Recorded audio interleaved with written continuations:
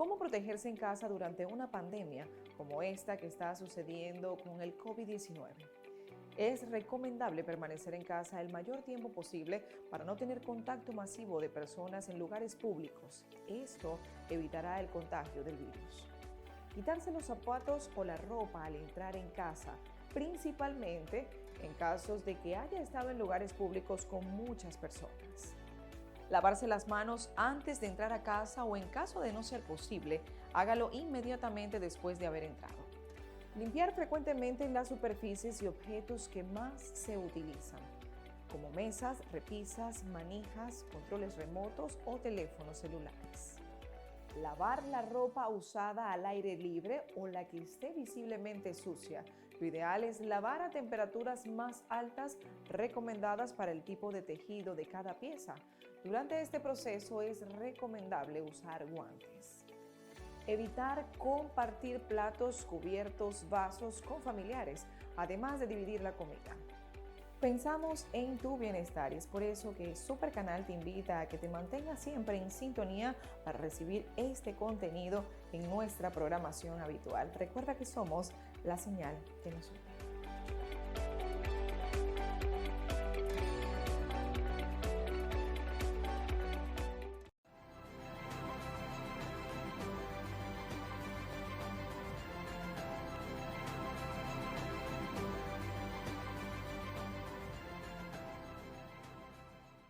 Bueno, señores, vamos a nuestra conversación con el expresidente Leonel Fernández, el presidente del partido La Fuerza del Pueblo y candidato presidencial del bloque que encabeza La Fuerza del Pueblo. Buenos días, presidente. ¿Cómo está usted? Buenos días, Julio. Muy bien. Un grato placer poder conversar con ustedes, viejos amigos. Así es. Así es, bueno, así es. Usted sabe que desde hace tiempo... Amigos de siempre, presidente. Desde hace tiempo queríamos esta conversación con usted. Qué lástima que sean estas circunstancias tan dolorosas para el pueblo dominicano y para el mundo. Sé que usted ha visto también en esto partir algunos amigos, independientemente de las diferencias ya de tipo política. ¿Qué nos dice frente a esto, doctor? Bueno, sin duda que se trata de un acto muy doloroso. Es una situación que está provocando mucha ansiedad, mucho temor aquí en el país y fuera de la República Dominicana, porque en nuestro ciclo de vida no hemos vivido nada parecido a lo que estamos viviendo. Todo esto parece ciencia ficción. El que usted vea gente por las calles con mascarillas aquí en la República Dominicana, jamás hemos visto cosas parecidas. Entonces eso genera una incertidumbre, un desasosiego, una intranquilidad. Tampoco se sabe cuándo esto va a terminar. Y por supuesto, pues todo eso genera trastornos, genera actitudes emocionales, ¿verdad? Que son comprensibles en el contexto en el cual estamos. Obviamente yo creo que hay que vencer el temor. Y el temor se va venciendo en la medida en que vamos aprendiendo cada día más acerca de esta pandemia. En principio estaba el criterio de que todo el que era contagiado, todo el que era afectado, inevitablemente tenía que fallecer. Hoy ya sabemos que no es así, y eso es alentador. No necesariamente por contraer el virus, inevitablemente se va a fallecer. Sabemos que hay categorías. Hay personas que están afectadas de manera muy leve. Hay una afectación moderada. Eso pasa a una situación severa y crítica. Y hemos visto inclusive que aún cayendo en una situación crítica, bajo sistemas de respiración asistida, puede mejorar y eventualmente retornar a una situación de normalidad. De manera que no hay una letalidad inevitable en esta enfermedad y por consiguiente hay motivos para el optimismo y hay motivos para sentirse confiado de que las cosas irán pasando. Lo mismo sabemos por estudios previos de pandemias que han existido, ¿verdad? Que las pandemias tienen periodos de expansión, periodos de crecimiento, que es una curva que va en ascenso, pero eso mismo va generando los anticuerpos y en el tiempo esas enfermedades, esas infecciones, epidemias tienden a desaparecer. Esta va a desaparecer por igual, su destino es desaparecer. Mientras tanto está creando muchos estragos y está creando una situación realmente de incertidumbre. Pero creo que siendo esta la primera pandemia de carácter realmente global, porque todas las que le han antecedido han estado limitadas geográficamente. Esta abarca Asia, África, Europa, el hemisferio occidental, es decir, no hay nada que se le haya escapado a esta pandemia, de ahí su singularidad. Pero eso mismo ha convocado, perdón, María Elena. Sí. No, termina la idea para hacerle la siguiente pregunta. El hecho de que la primera pandemia global históricamente conocida ha convocado a la comunidad científica para trabajar de manera unida en la búsqueda de soluciones, ya sea en un protocolo de tratamiento que ya empieza a dar señales de medicamentos que empiezan a autorizarse en su uso, pero también la búsqueda de una vacuna universal que pueda enfrentar este tipo de virus. De manera que el mal engendra oportunidades que no estaban antes, como es esta unificación de la comunidad científica para tratar de entender mejor lo que es este COVID-19. Ya sabemos cuál es la secuencia del genoma, ya se entiende lo que es el ácido nucleico del cual forma parte, el ARN, el ácido ribonucleico que le da su identidad. Ya los científicos saben todo esto y por tanto va facilitando la búsqueda de una vacuna que permita la prevención incluso a futuro.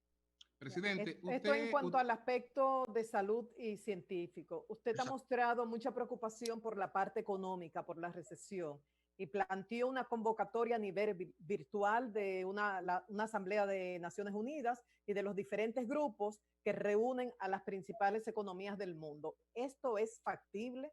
Sí, sin duda, porque si se trata de una pandemia global, tiene que existir una estrategia global de combate a esta epidemia. Hasta ahora tenemos respuestas nacionales. Estados Unidos tiene una respuesta a Estados Unidos. Nosotros en República Dominicana tenemos una estrategia nacional dominicana. Pero esto no nació en Estados Unidos, esto no nació en República Dominicana. Nos vino de un lugar muy remoto, la ciudad de Wuhan, provincia de Hubei, en el centro de China, y de ahí se ha esparcido a todo el mundo. Entonces, algo que tenga unas raíces, unos orígenes de carácter global y que se haya expandido por todas partes, que nadie escapa a sus efectos, requiere de una respuesta de carácter global. ¿Cuál sería la entidad de mayor representatividad internacional para dar respuesta? Los Estados miembros integrantes de Naciones Unidas, la Asamblea General, 194 países. Como obviamente no se podrá viajar a Nueva York ahora para sostener una Asamblea General en la sede central de Nueva York, de Naciones Unidas en Nueva York, lo ideal sería apelar a la tecnología y esto mismo que estamos haciendo nosotros, tener la primera Asamblea General virtual en la historia de las Naciones Unidas para efectivamente escuchar las voces de los países acerca de cómo generar una estrategia unificada, coordinada, de cooperación y solidaria para poder enfrentar esta pandemia. Creo que perfectamente eso es factible a nivel de la Asamblea General. Los países en desarrollo a su vez tienen sus mecanismos. Está el G77 más China, que son los 135 países de economías emergentes que tendrán también su propia agenda y que también por consiguiente pueden reunirse. Estaríamos a nivel regional. En el caso de América Latina, ya es tiempo de que se produzca una cumbre de jefes de Estado y de gobierno de los 34 países de la región a través de CELAC. Hoy más que nunca se requiere el papel activo y dinámico de CELAC en lo que podría considerarse como integración latinoamericana en un caso muy específico que es como todos podemos enfrentar esta pandemia. Ya luego está el G20, ¿verdad?, que reúne a las 20 economías más poderosas del mundo y por consiguiente tendrían alguna propuesta que hacer de cómo enfrentar conjuntamente este caso. Los organismos multilaterales, el Banco Mundial, el Fondo Monetario Internacional, en el caso regional nuestro, el Banco Interamericano de Desarrollo, y si logramos que todas esas instituciones coordinen una política común, entonces podemos salir hacia adelante. Yo enfatizo, insisto en el concepto de... Perdón, presidente, porque usted no incluye a la FAO y a la OMS en esas instituciones que deberían formar parte. Bueno, son parte de Naciones Unidas, del sistema de Naciones Unidas en general. Obviamente que la OMS es el organismo que tiene la autoridad, el mandato dentro del sistema de Naciones Unidas para lidiar en todo lo que tiene que ver con la salud mundial. Pero es Naciones Unidas. Y en el caso de la FAO mencionaba, la parte de alimentación también es una institución de Naciones Unidas. Es decir, englobo Naciones Unidas en general, todas sus instituciones, pero cuando me refiero específicamente, José, a la Asamblea General, es porque ahí es donde está la participación de los jefes de Estado y de gobierno de todos los Estados miembros del sistema de Naciones Unidas. Pero incluyo todas las instituciones. Y por eso menciono en la parte financiera el Banco Mundial y el Fondo Monetario Internacional, que forman parte de la familia de Naciones Unidas como organismos multilaterales. Presidente, sí. En el orden práctico, ¿qué iniciativa puede tomar la República Dominicana en ese sentido? Le pregunto porque existe la posibilidad de que en nuestro país se celebre una cumbre el grupo del Consejo de Seguridad de las Naciones Unidas, aunque sea una cumbre como le estamos haciendo ahora nosotros con esta conversación con usted.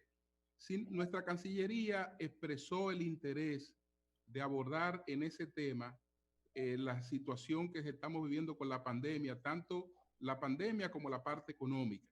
Sin embargo, ya uno de los principales actores, que es China, anticipó que ese mecanismo no es para eso. Entonces, está anticipando un veto a cualquier cosa que ya se apruebe en ese Consejo de Seguridad, lo que haría prácticamente inútil la conversación. ¿Cómo vencer esta resistencia de países que son claves en cualquier decisión de las Naciones Unidas y que sin embargo no quieren el cogobierno cuando les toca a ellos? Lo aceptan muy bien cuando les toca decidir cosas que tienen que ver con otros países, pero países como Estados Unidos, por ejemplo, cuando son cosas que le abarcan, entonces no la cogen de la misma manera. Sí, tiene toda la razón, Julio, en eso, y eso es lo que ha motivado que algunos consideren que el sistema multilateral está en crisis hoy día. Así es. Porque ante una situación como la que estamos viendo, es lógico que todas las instituciones puedan reunirse, incluyendo el Consejo de Seguridad, porque hay una dimensión de seguridad nacional en el caso de que estamos tratando. Hay un tema de seguridad nacional. Pero el Consejo de Seguridad, por supuesto, es el más complejo y el más difícil de los organismos de Naciones Unidas, por el hecho de que están las potencias del mundo, tienen sus propios intereses y por tanto ahí es difícil lograr la concertación y el consenso, que es uno de los problemas que nos preocupa justamente en la estrategia global para enfrentar el problema. Si nos vamos a la crisis financiera global del año 2008, que es el antecedente que tenemos de cómo la comunidad internacional hace el diagnóstico de un problema y toma decisiones, aquella experiencia no fue buena. Y no fue buena porque en lugar de unidad lo que hubo fue división. Una división que acabó afectando, ¿verdad?, a un segmento importante de la población mundial. Por ejemplo, en este caso lo que está ocurriendo ahora mismo, que de alguna manera es una réplica de lo que aconteció en el 2008. Se requiere una política unificada común en el aspecto económico. ¿Qué hacer frente a lo que está ocurriendo? Sin duda alguna que el aspecto sanitario ha provocado un colapso del sistema económico mundial. Hay una parálisis en estos momentos que afecta el crecimiento económico. Ya especula, se dice, se sostiene que habrá una gran recesión. Hay cierre de empresas, pérdidas de empleos, caída de bolsas de valores, caída de precios de materias primas, sobre todo el petróleo. Es decir, hay una situación caótica en la economía mundial. Es decir, es como la otra pandemia, la pandemia económica global que va conjuntamente con la pandemia sanitaria. Bien, entonces, frente a eso se dan dos visiones. Estados Unidos en el 2008 y ahora ha sido consistente. Se enfrenta ¿cómo? Con una política de estímulo al gasto público. El Congreso norteamericano acaba de aprobar un proyecto de ley que permite al Tesoro norteamericano colocar en bonos $2 trillones que serían adquiridos por la Reserva Federal. Y con eso se pretende mantener activa la economía norteamericana. Es decir, es como ponerle un torniquete a la hemorragia. De corto plazo, esto tiene que funcionar. Aunque las empresas se estén cerrando, aunque haya despido de trabajadores, a cada trabajador tiene que llegarle un cheque semanal o un cheque mensual que le permita sobrevivir en términos personales de su familia, pero también convertirse en un consumidor que active el funcionamiento económico normal. Bueno, eso Estados Unidos lo entendió en el 2008 y lo está haciendo ahora en esta administración del presidente Trump. En Europa se ha entendido lo contrario. En el 2008, en lugar de una política de incremento del gasto público en circunstancias de recesión, se aplicó una política de recorte al gasto público, es una política de austeridad. Y eso usted lo criticó eso en ese momento, presidente. Siempre. Usted lo criticó. Claro, porque hay una experiencia histórica, José, que viene desde los años 30 con la Gran Depresión. Y el gran estadista que se eligió por encima de la crisis fue Franklin Delano Roosevelt, aplicando precisamente políticas de incremento del gasto público para inducir el consumo y mantener la dinámica del crecimiento. Se logró, sobre todo con motivo de la Segunda Guerra Mundial, porque se entró en una economía de guerra, en una economía de producción, y eso mantuvo el dinamismo. La gran pregunta fue, ¿qué hacer después de la Segunda Guerra para no retornar a la Gran Depresión? Y ahí vino el concepto de Estado benefactor, que dominó desde el fin de la Segunda Guerra Mundial hasta la década de los 70, cuando el modelo empezó a entrar en crisis, y entonces el neoliberalismo, la ortodoxia de mercado, empezó a sustituirle, y ahora es lo que está precisamente en crisis de nuevo. Pero entonces, sí, para no perder aquí el hilo que voy diciendo, Eury, solamente para terminar este concepto. En el momento actual, por ejemplo, el Consejo Europeo y la Comisión Europea se reunieron la semana pasada y no pudieron ponerse de acuerdo. Mientras los países del norte entienden que debe, por encima de todo, mantenerse la estabilidad macroeconómica y el respeto a los topes fiscales, los países del sur de Europa entienden que es el momento en que tiene que, a través de la Unión Europea, generarse los recursos que permitan la inversión y mantener las economías funcionando. Entonces, si tenemos dos polos de poder, el polo norteamericano, que cree en una política de estímulo al crecimiento sobre la base del gasto público en circunstancias excepcionales como las que tenemos hoy día, y una Europa que está dividida de qué hacer, obviamente que lo que tiene que ver con la reactivación de la economía global no podrá obtenerse. Tiene que haber una unidad a nivel global, una sola política a nivel global para lograr que los motores del dinamismo económico mundial puedan funcionar en tiempos excepcionales como los de ahora y reactivarse plenamente tan pronto superemos esta pandemia. En el caso específico, aprovechando eso, esas dos visiones que usted plantea, presidente, que hay de Estados Unidos y de Europa, viendo la República Dominicana, primero, ¿cómo evalúa usted las políticas desde el punto de vista económico y de auxilio que ha tomado el gobierno para diversos sectores? ¿Y qué prevé usted que debería entonces hacerse de cara a esa situación mundial y nuestra economía, que hasta la crisis era la economía principal de América Latina, y que la expectativa está en si puede continuar renovándose nuevamente y con esa posición? En el caso nuestro, Eury, de República Dominicana, ha habido una especie de consenso implícito por parte de los distintos sectores nacionales. Hay sugerencias nuestras, sugerencias de otras agrupaciones, y el gobierno las ha asumido en el sentido de que tiene que jugar un rol de protección a los distintos sectores de la vida nacional, y eso solamente se logra sobre la base del gasto público. No es momento de pensar en déficit fiscal, que si se va a disparar el déficit, no. Yo siempre he dicho, y qué bien que estas circunstancias brindan la oportunidad para aclararlo, el déficit fiscal no es ni bueno ni malo, es una opción de política económica en un momento determinado. Si la situación es de crecimiento, si la situación es bollante, no hay necesidad de incurrir en déficit porque la dinámica misma de la economía está generando los recursos. Pero si ocurren circunstancias excepcionales como la que están ocurriendo ahora, es lógico que un gobierno tenga que identificar recursos para inyectar a la economía y que ésta pueda funcionar adecuadamente. Entonces, en el caso nuestro, ¿qué se hace? Bueno, estamos viendo que más de 9,000 empresas ya han cerrado sus puertas. Hay trabajadores que están perdiendo sus trabajos momentáneamente. Hay lo que llaman suspensión de los contratos de trabajo, que de acuerdo con nuestro código dura por 90 días. Mientras hay una suspensión de más de 125,000 trabajadores de 9,000 empresas cerradas, ¿qué hacer con ellos? Yo pienso que el acuerdo a que hemos llegado, que el gobierno va a proveer una cierta cantidad y las empresas también durante los próximos 60 días, bueno, pues eso es lo que hay que hacer.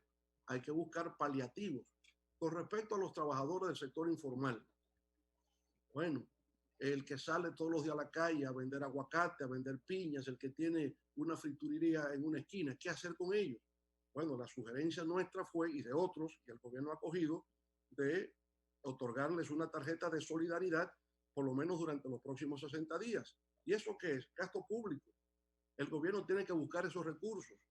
Ahora, ya sabemos que tenemos un préstamo pendiente de 150 millones de dólares del Banco Mundial. ¿Qué hacer? Acceder a eso. Algunos dirán, se está aumentando la deuda. En el corto plazo es lo que hay que hacer. En el corto plazo hay que sobrevivir. Y ya luego, cuando se reactive todo y la economía crezca, digamos, esa deuda se mide no en términos absolutos, sino relativos con respecto al crecimiento del producto. Y así como las cosas tienen que verse. Ahora hay que sobrevivir. Y el papel del Estado es un papel más activo y más dinámico que en tiempos normales. Por tanto, en República Dominicana nos estamos alineando a esa política que vemos en Estados Unidos y vemos en otros lugares, que es que en momentos de crisis el Estado juega el rol fundamental de protección de los distintos sectores sociales. Error sería aplicar políticas de recorte al gasto diciendo no tenemos nada, no hay por dónde, porque entonces sí que... ¿Está teniendo algún inconveniente la conexión? No, eso está bien. José. Sí, bueno, yo quería preguntarle al presidente Fernández con relación al tema del monto global que el gobierno ha dispuesto, unos 600 millones de dólares, 12.000 provenientes de la Seguridad Social, 12.000 provenientes de la Reserva del Banco Central y el resto del préstamo que él citaba con el Banco Mundial para eventos de emergencia.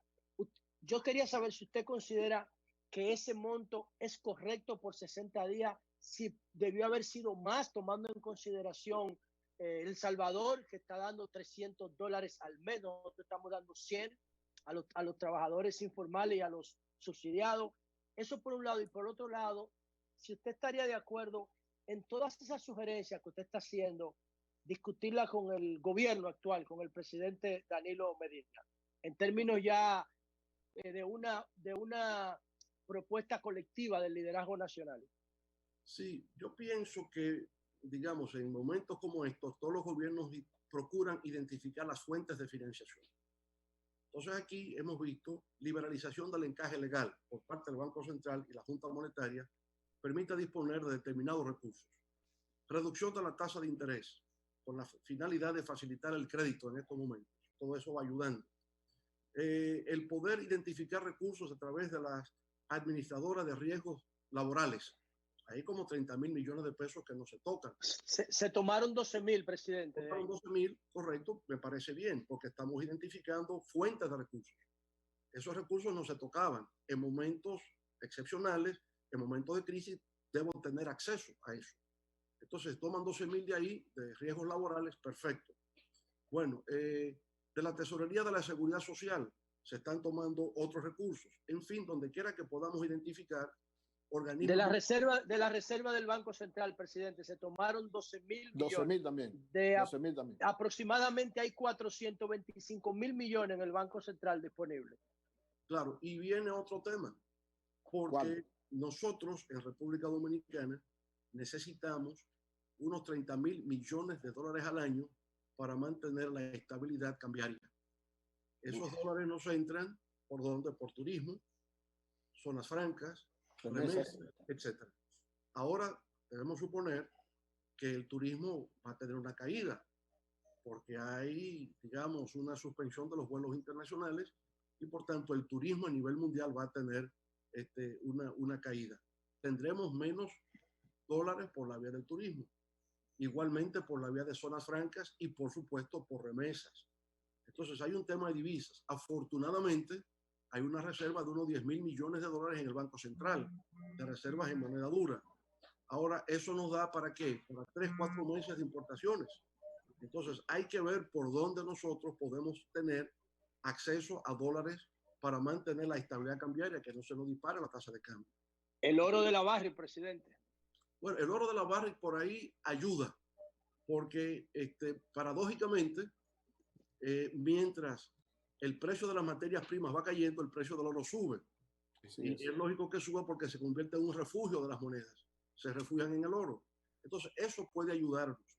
También el hecho de la baja de los precios del petróleo, entonces nos permite ahorrar el pago en divisas. Todo eso, una cosa compensa con la otra. Pero no es menos cierto que debemos tener la preocupación de una disminución de los ingresos en dólares que vamos a tener. Y préstamos, presidente, préstamos sería también. Préstamos sería una opción también. Los préstamos, sobre todo a los organismos multilaterales. Por ejemplo, nosotros en el 2009, cuando ya era evidente el impacto de la crisis financiera global, sin tener que solicitarlo, el Fondo Monetario Internacional vino a la República Dominicana y nos ofreció en lo inmediato 1.500 millones de dólares a nuestra disposición para que lo gastáramos, para que el gobierno gastara eso, tenía que gastarlo, pero nos entregaba en dólares y nosotros gastábamos en pesos. Entonces, esos mecanismos existen y de ahí la importancia de que haya una estrategia global, porque eso no lo podemos resolver solo desde República Dominicana. Eso tiene que resolverse a nivel global, como una política orientada a mantener estabilidad cambiaria. Eso es parte, porque si de repente se produce una situación de inestabilidad y una hiperinflación, eso afecta también al mundo entero. Es decir, es el interés nacional dominicano y es el interés nacional de todo el mundo. Porque si tenemos una situación de hiperinflación, entonces tampoco podemos importar lo que tenemos que importar y eso afecta al país exportador que envía sus bienes y servicios hacia República Dominicana. Es decir, aquí todos estamos en la misma embarcación. El mundo entero hoy día está remando en la misma dirección. Melton. ¿Está dispuesto a discutir esas propuestas con el presidente Danilo Medina? Yo siempre estaré dispuesto a discutir todo lo que sea beneficioso para el pueblo dominicano. Ahora, a quien corresponde esa iniciativa de convocar al liderazgo político nacional, sí, a mí, correspondería al presidente de la República. Bueno, Melton, adelante. Casualmente, todas estas medidas que ha tomado el gobierno para paliar, sobre todo la pequeña empresa con los empleados, un subsidio a los empleados que han sido suspendidos, pero todavía no se ha definido, entiendo yo, una política de ayuda a las empresas que realmente están cerradas y que no tienen flujo de caja, que pueden quebrar. Melton está preocupado. Esta crisis de salud puede llegar a una crisis económica tan grave como la de salud. ¿Qué hacer? Como decía Lenin en su libro. Ya sé. Y después me dicen comunista a mí. Adelante, adelante. Continuamos con el presidente. Bueno, fíjese, este es un drama mundial, es igual para todos. ¿Qué hacer con mantener las empresas funcionando? Si la pandemia de salud se mantiene, obviamente que las empresas no pueden operar todavía, porque la cuarentena, el confinamiento va a continuar. ¿Qué tiempo va a continuar? Melton, hoy día nadie lo sabe. Fíjese que el presidente Trump había establecido para el día 3 de abril el fin de la cuarentena en los Estados Unidos. Ha tenido que ampliarla hasta el... O sea, para hoy terminaba. Para hoy terminaba. Ahora se extiende 27 días más hasta el 30 de abril. Y no se sabe si cuando se llega al 30 de abril tiene que extenderla más. Igual ocurre aquí. Para el día 13 de abril terminaba la cuarentena ordenada por decreto. Bueno, el presidente de la República ha tenido que extender eso. Claro, crea molestias individuales, uno quisiera estar en la calle, pero no se puede, porque la manera de poder contener la expansión del virus es justamente con el aislamiento social. Entonces, estamos sobre la marcha descubriendo las cosas y ver qué medidas se pueden tomar. Obviamente que la protección de las empresas, el que puedan funcionar, es vital para la salud económica del país, porque la disyuntiva no puede ser o que me mate el virus o que me mate el hambre, ¿verdad? Sino, esa no puede ser la disyuntiva que tenemos. Pero estamos en una situación de incertidumbre, de desconocimiento, que se va avanzando continuamente en el día a día, ¿verdad? Ya hoy la Agencia Federal de Drogas de Estados Unidos autoriza el uso, por ejemplo, de las pruebas rápidas. Eso no estaba. Hoy día ya se autoriza el uso de las pruebas rápidas. Ya está autorizando el uso de medicamentos para enfrentar el tema del coronavirus. Eso un mes atrás no lo teníamos. Empieza a producirse sobre la marcha. Y toda crisis en el fondo es eso. Gerenciar una crisis es ir al mundo de lo desconocido. Me va guiando la intuición, el olfato, la experiencia, cómo se ha manejado previamente. Lo que sí tenemos como seguro es que esta crisis va a desaparecer, no va a ser eterna, tiene un final. Lo que queremos es que el final sea pronto. Y para que el final sea pronto, tiene que darse una conjunción entre gobiernos y ciudadanías. Y aquí entonces, de parte del gobierno, primero, y es una sugerencia que he venido haciendo el primer día, el tema de las pruebas. Con el tema de las pruebas y el monitoreo a los pacientes que dan positivo y son remitidos a sus hogares. Entonces, con las pruebas estamos lentos. Aquí se han hecho solamente 3,000 y pico de pruebas. Eso es insuficiente. Yo creo que debemos adoptar el mecanismo de los exámenes rápidos. Se hacen entre 5 y 10 minutos y resultados también igual, para poder detectar el mayor número de casos de contaminados, enviarlos a sus hogares, disponer de una plataforma que permita el monitoreo diario de esos pacientes recluidos en sus hogares para ver cuál es su evolución. Porque hasta ahora el concepto que ha prevalecido es, si usted da positivo, usted se queda en su casa. Pero usted se queda en su casa, ¿para qué? No se está pensando en la recuperación de esa persona, que se quede en su casa para que no contamine a otro. Pero eso no puede ser solo así. Bien, que no contamine a otro, pero queremos su recuperación. Y resulta que no hay un seguimiento diario a la evolución de ese paciente. Y ya existen plataformas tecnológicas, los ministerios de salud, a través de sus redes sanitarias, se comunican diariamente con pacientes para darle la evolución. Eso lo necesitamos aquí. Es decir, si nosotros planteamos como estrategia el aplanamiento de la curva, como debe ser, lo que procuramos es contener el virus, matar el virus. Bueno, pero para matar el virus, cada quien hace su labor personal, me lavo las manos, ¿no es verdad? Procuro el aislamiento, pero el Estado tiene que jugar ahí el papel de vigilancia y de control, que hasta ahora no tenemos. Yo pienso que las pruebas son lentas, están burocratizadas, hay que muchos pasos previos, que eso tiene que recomendarlo un internista, un infectólogo, un neumólogo, y entonces lo mandan a otro sitio que se llama por teléfono, que por teléfono me responde una grabadora, que me remite a otro sitio donde no me dan... sí, eso es un caos. Señor, y eso tenemos nosotros que superarlo, ¿verdad? Señor presidente, estamos ante la situación sanitaria de la cual hemos hablado a lo largo de esta entrevista, la consecuencia, la situación económica, pero también, y de República Dominicana de manera particular, tiene una situación política electoral. Tenemos unas elecciones que deben ser en mayo y que hay como un consenso de que no serán en mayo. Entonces, a propósito del tema, le pregunto una inquietud que nos comunica Braulio Vargas por Twitter y dice, ¿por qué Leonel Fernández quiere o insiste en ser presidente? Pero además, le agrego yo, ¿cuál es su visión de cómo resolver esto del tema electoral en mayo? ¿Posponerla? ¿Qué hacer? ¿Cuál sería su propuesta? Mire, yo entiendo que lo primordial en estos momentos para la sociedad dominicana es la salud de la población. Y he dicho que esa es la prioridad. Y cuando dicen que yo quiero ser presidente, yo siempre he asumido la defensa de causas. Y por asumir esas causas surgen seguidores que apoyan para una candidatura presidencial. Pero mi meta en la vida ha sido siempre defender causas. Es lo que he hecho siempre. La lucha contra la arbitrariedad, contra la humillación, la lucha por la democracia, la lucha por la constitución. Eso es lo que yo soy. Y ahora la lucha por el derecho a la vida del pueblo dominicano. Ahora, hay realidades. Hay un proceso electoral. Se ha fijado en principio para mayo. Pero ahora tenemos que hay estado de emergencia extendido por 15 días más. Es decir, vamos a llegar al final del mes de abril en una situación de estado de excepción. Nos quedan días para celebración de elecciones presidenciales. Bueno, ¿qué ha dicho IFES? Que es esa fundación internacional para sistemas electorales, que en 25 países del mundo donde se tienen elecciones programadas están suspendidas. Y están suspendidas justamente por el tema de COVID-19.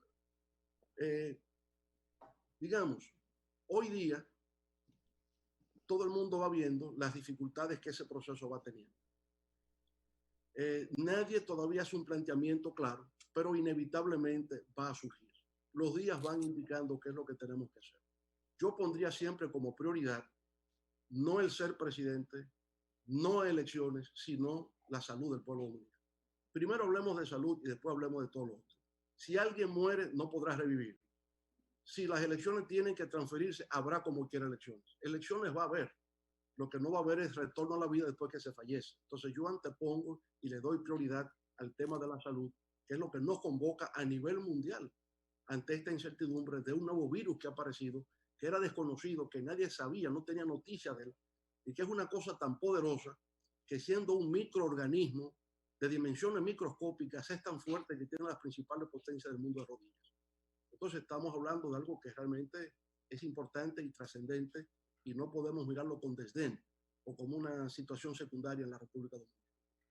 A propósito de ese tema, el licenciado Ángel Locuar escribió un artículo en el que le atribuye a usted querer un gobierno de facto, porque dice que los mecanismos constitucionales hasta ahora para la sustitución de un presidente o de la vicepresidenta solo existen cuando el periodo no ha culminado, que para la situación que tenemos actualmente, la Constitución no contempla esa posibilidad. ¿Qué ve usted desde el punto de vista constitucional en caso de que haya que buscar una solución? Aunque usted está en la prioridad en estos momentos de atender a la gente, pero también hay que pensar en eso. ¿Cuál sería, en términos constitucionales, el manejo? Pero yo no sé cómo mi amigo Ángel Lockwood o quien fuere me puede imputar a mí decir que quiero de facto cuando yo no me he referido a ese tema en ningún sitio. ¡Qué barbaridad! Yo no he hecho referencia al tema constitucional o al tema de sucesión presidencial. Entonces, eso es Julio, presidente, por ayudar a Ángel Lockwood. No, él escribió el artículo y está ahí el artículo. Qué barbaridad. Sí. Pero yo pregunto, Julio, sin haberme referido a eso, ¿cómo se me puede imputar que quiero una cosa de facto que la quiero de jure? Sencillamente. Santísimo. Yo insisto en que en estos momentos yo estoy concentrado en el tema de salud. Okay. Esa es mi prioridad. Cuando llegue el momento a referirse al otro, para que nadie se equivoque, que si yo quiero un gobierno de facto no lo quiero, para que nadie se equivoque, cuando llegue el momento, entonces yo, en representación de la fuerza del pueblo, haré un planteamiento sobre el particular. Ahora, todo eso para mí es secundario. Para mí lo importante ahora es la salud y el bienestar del pueblo dominicano. ¿Tiene alguna propuesta, presidente, en lo que tiene que ver con la persona que no es tan pobre, que tiene una tarjeta Solidaridad, por ejemplo, o forma parte del ProSoli, pero que está como en el medio, ese taxista, por ejemplo, esa persona dueño de un salón de belleza o quien trabajaba en un salón de belleza, ese porcentaje de la población está como en el aire, en el sentido de recibir asistencia gubernamental y privada, por supuesto. ¿Tiene alguna iniciativa focalizada en esa población? Bueno, sí, que es la mayoría del país. Con respecto a ellos, esa parte del sector informal de la economía, lo que hemos propuesto es que también se les entregue una tarjeta de solidaridad mientras dure el periodo de la crisis. Pero el gobierno ha dicho, disculpe, de que no va a abrir ese abanico, de que entregará la tarjeta a quienes están inscritos, que es un millón. No, Aníbal, ellos lo llevaron de 801,000 familias a 1,5 millones. Sí, pero esa diferencia para completar el 1,5 millones estaba censada, aunque no tiene la tarjeta, pero estaba censada. Yo me estoy refiriendo a gente que no está censada, a gente que no es tan pobre, pero que por supuesto tampoco es rica. No, la propuesta nuestra ha sido la de incluir en el programa de solidaridad a los trabajadores del sector informal mientras dure el periodo de crisis. Usted dirá, ¿cómo se financia eso? Bueno, pues ciertamente, ahí están los organismos multilaterales para apoyar en todo lo que tiene que ver con políticas de protección social en tiempos de crisis, porque esos programas existen. Fíjese que yo hablaba de que sin el gobierno solicitarlo en el 2009, el Fondo Monetario Internacional vino a ofrecer 1.500 millones de dólares para que el gobierno lo gastase como una forma de mantener la dinámica de la economía.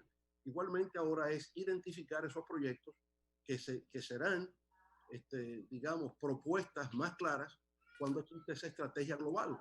Y de ahí surgirán ideas y propuestas y proyectos para que los gobiernos dispongan de recursos que permitan establecer políticas de protección social en tiempos de crisis. ¿Y hay maneras rápidas de identificar esa población que no está censada por el momento? Pues, como no, eso hay muchas encuestas de hogares que se han hecho, esas son estadísticas que existen, todo eso está muy identificado. Y una aplicación. Presidente. Todo eso se sabe quiénes son y todos los sectores están identificados para poder ir en auxilio de ellos. Presidente, esta catástrofe encuentra al liderazgo bochista dividido. Ese liderazgo bochista que en toda la historia de la República Dominicana, junto con tal vez Balaguer, han demostrado que han sido los mejores para manejos de crisis. Tanto en lo que ha ocurrido con las administraciones suyas como lo que ha ocurrido con las administraciones del presidente Danilo. Usted administró el hoyo financiero de Baninter. Entonces, ¿hay alguna posibilidad, presidente, de que esta catástrofe... Y la crisis del 2008, Julio. Que esta catástrofe sea un motivo para rediscutir algunas cosas, ya que en estos momentos hay prioridades que van más allá de quién pueda ser o no presidente de la República? Mire, es que en el caso del Partido de la Liberación Dominicana, el tema era muy simple. Se reducía a una sola palabra: constitución, nada más. Entonces era muy simple. Ok, pero ya esa es una etapa que lamentablemente se produjo una crisis y ya eso es un hecho prácticamente consumado. Ahora, frente al futuro y a esta crisis, presidente. Bueno, yo le he dicho de parte... Julio, pregúntale la cosa directamente. ¿Pudiera la crisis reunificar el liderazgo? Yo diría, la crisis unifica a toda la sociedad dominicana. Enfrenta, digamos, la crisis como tal es una oportunidad para generar una unidad nacional y enfrentar los efectos de la crisis. Y yo creo que en esta dirección estamos todos, crear un consenso que nos permita actuar unidos en la solución de este problema que gravita sobre la población dominicana.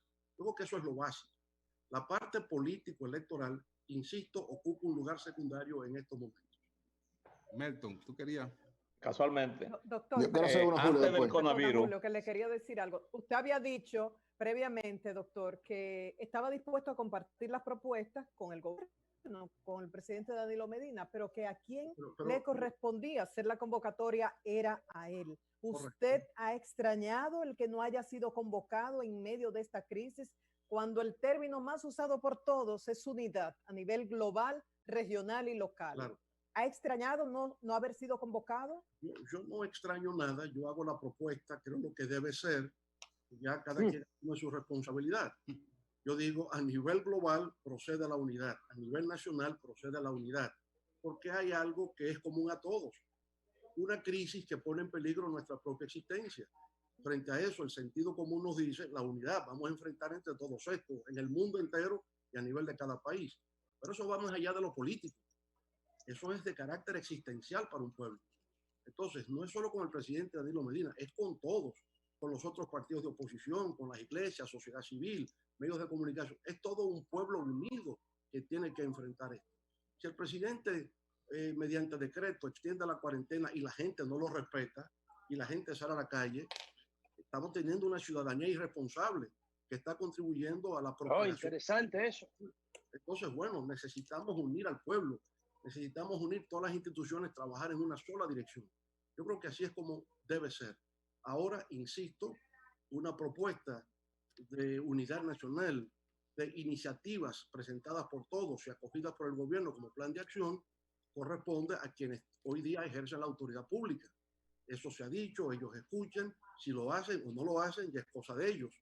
A mí me corresponde simplemente llamar la atención sobre que eso es lo que debe ser.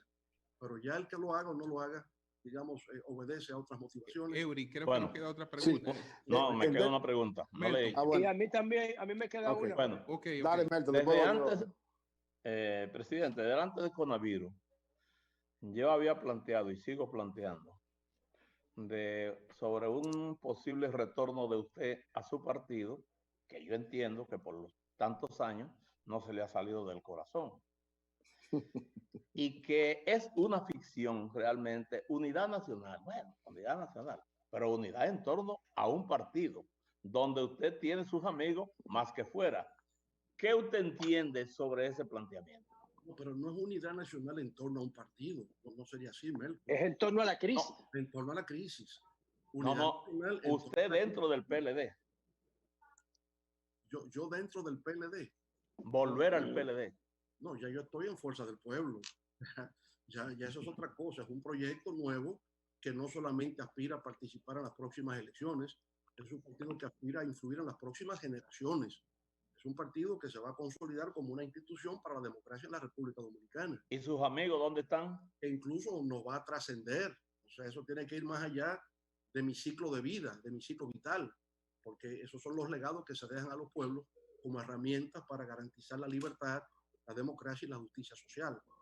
Este no es un proyecto para el 17 de mayo, es un proyecto para que se prolongue en el tiempo, con nuevas generaciones que se irán incorporando a la lucha política en base a valores y principios democráticos. Es lo que aspiramos. Por consiguiente, yo lo quise hacer dentro del PLD. Yo pienso que el PLD ha sido el partido de más éxito en la historia política de la República Dominicana. 20 años de gobierno han servido para una transformación, sin duda alguna. Ha habido una aceleración del cambio social en República Dominicana desde 1996 a la fecha. Yo creo que ha sido así, con todos los gobiernos del PLD, sin exclusión, todos los gobiernos del PLD. Nuestras críticas y nuestras diferencias son de otro tipo, que no es el momento de discutir ahora. Insisto, no es el momento.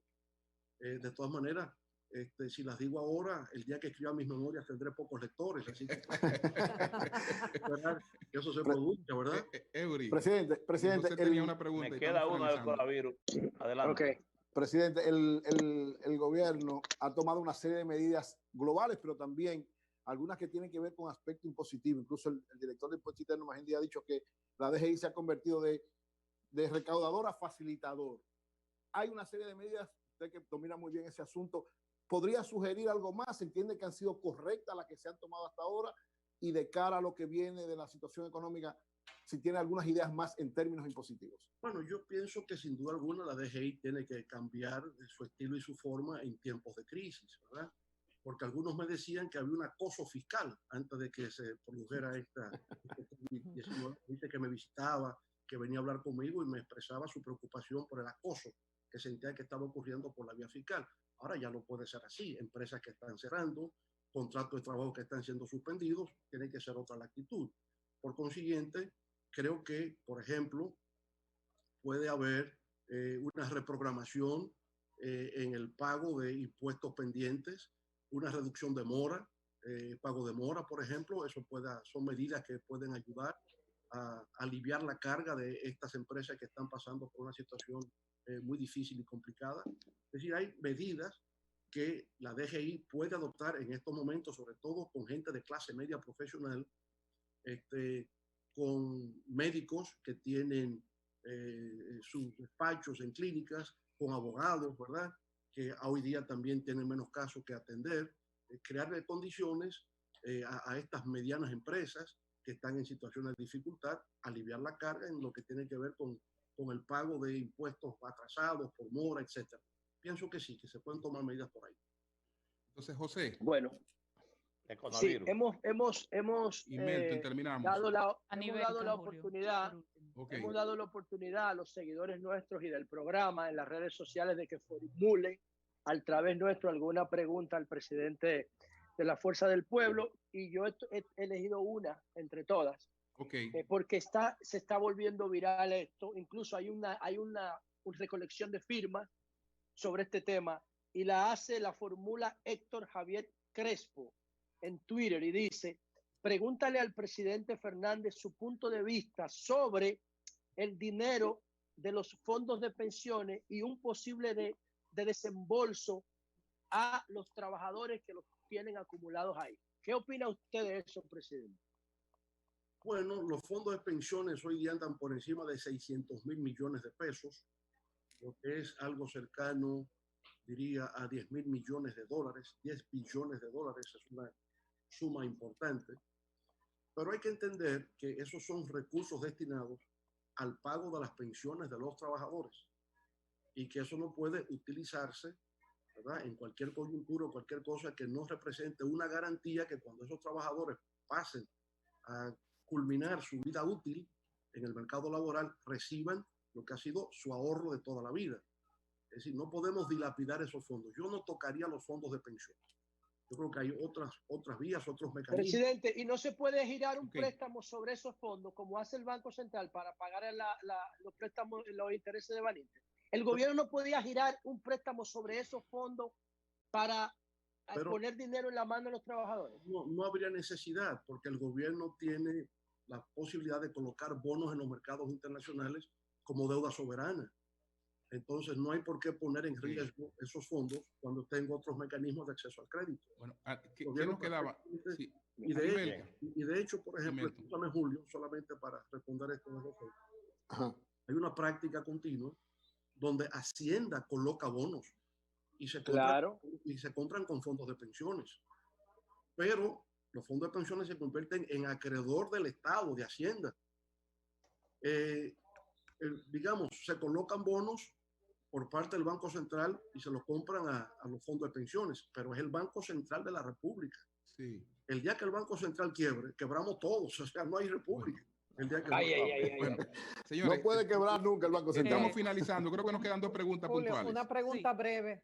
Okay. Estaba en turno, por favor, puntuales siempre. Sí, tiene que ver cómo se siente Leonel Fernández con el hecho de que su esposa y madre de su hija menor aspire a seguir siendo vicepresidenta de la República y se haya quedado en el Partido de la Liberación Dominicana.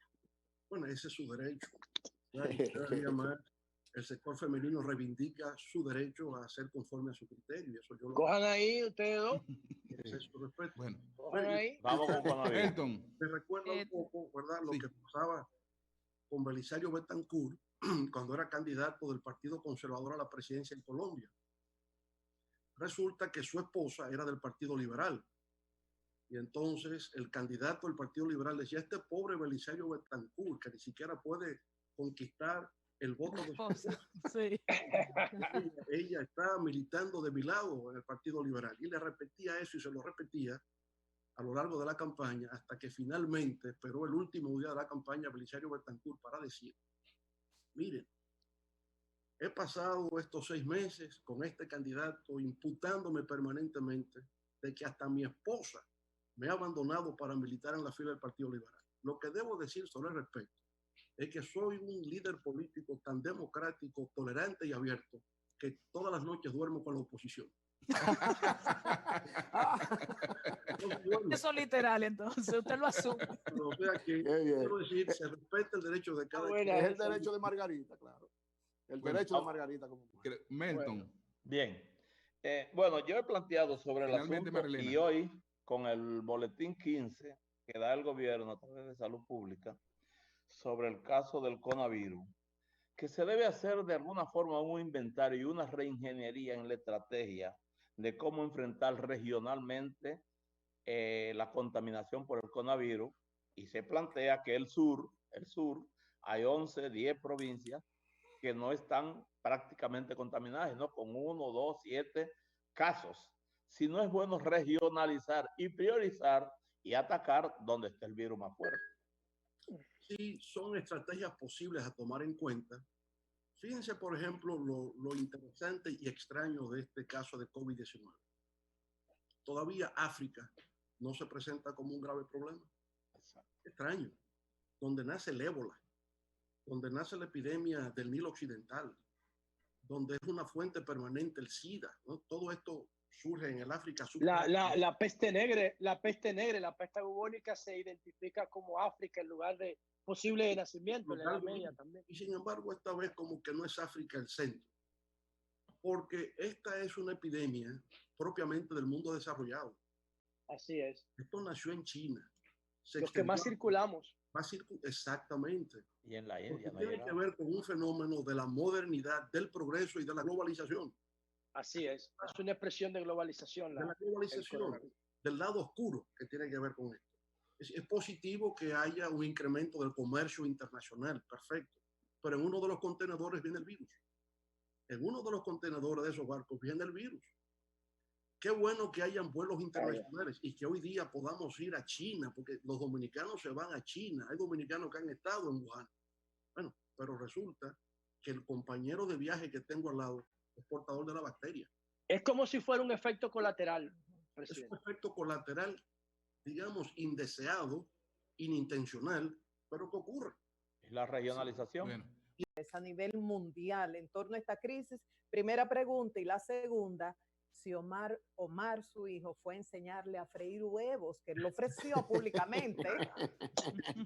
Bueno, mire, sí he estado en contacto con algunos amigos expresidentes, otros que están en organismos internacionales, en contacto con ellos, a ver sus puntos de vista, cómo ven la evolución de este caso.